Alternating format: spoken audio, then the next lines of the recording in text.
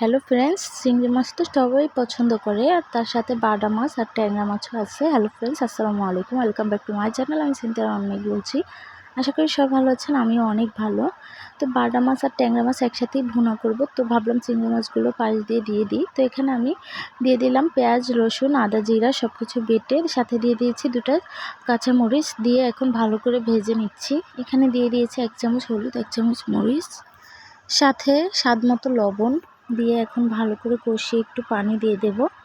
পানিটা দিয়ে ভালো করে কষানোর পর এখন আমি মাছগুলো দিয়ে কিছুক্ষণের জন্য কষিয়ে নেব।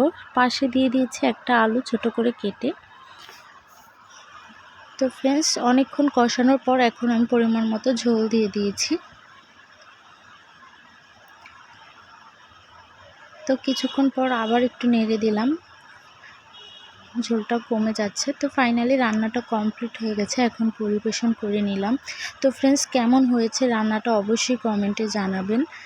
আর নতুন নতুন ভিডিও দেখার জন্য অবশ্যই আমার চ্যানেলটা সাবস্ক্রাইব করবেন, আর পাশে থাকা প্লে বাটনটা অবশ্যই অন করে দেবেন, তাহলে আমারও সবগুলো ভিডিও আপনারা দেখতে পারবেন।